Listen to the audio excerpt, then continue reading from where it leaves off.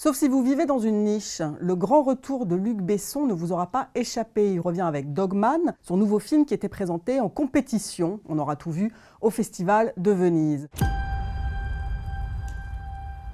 I always like disguises. It's what you do when you don't really know who you are, right? You dress up, you make up a past to forget your own. Now you love dogs, huh? More than you love your own family. I do. You love dogs, you piece of shit!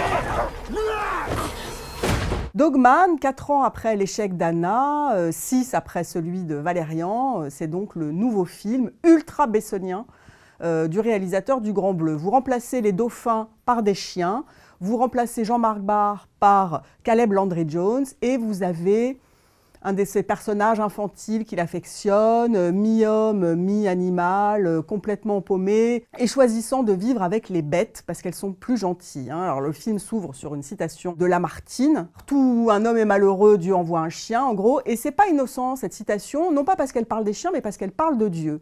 Et dans cette espèce de fourre-tout insensé, mi-thriller, mi-pathos porn, Luc Besson, en fait, convoque à la fois l'histoire d'un enfant martyr, la violence des pères, la violence masculine, le drag show avec un personnage qui non seulement communique avec les chiens, mais à ses heures perdues, quand il n'est pas cambrioleur, fait des spectacles travestis.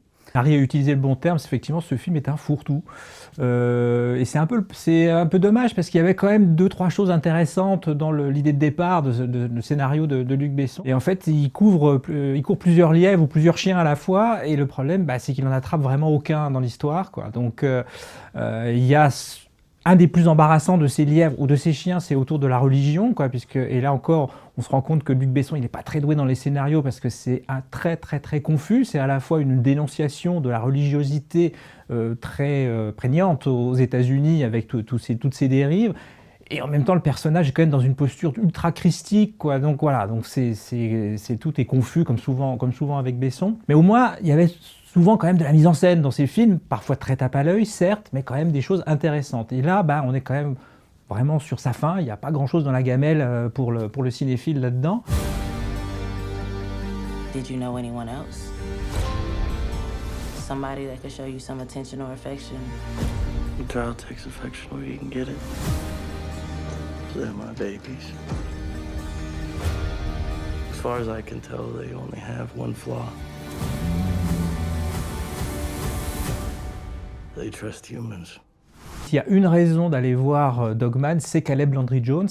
Alors c'est un acteur qu'on avait découvert il y a 2 ou 3 ans au Festival de Cannes pour le film Nitram, un film australien pour lequel il a eu le prix d'interprétation masculine. Là, encore une fois, il livre une performance absolument ahurissante, parce qu'il a quand même un rôle très compliqué à jouer. Il y va à fond et c'est ce qu'il fallait faire. Mais encore fallait-il ne pas être ridicule et il parvient à ne pas l'être. Il y a quand même dans tout ce fourbi, ce Kouglof insensé, un moment assez sidérant. C'est quand Caleb Landry Jones, qui est travesti en Édith Piaf, se tient chancelant du fait de son handicap sur la scène où il donne ses spectacles de drague et se met à faire une sorte de playback en français très troublant, très étonnant emporté par la foule, enfin sur la foule d'Édith Piaf. Il fait un playback en français qui peut filer un peu la chair de poule. En tout cas, avec cet acteur supplicié, écrasé de lumière blanche, on a l'impression de vivre un moment un peu étonnant. Dogman,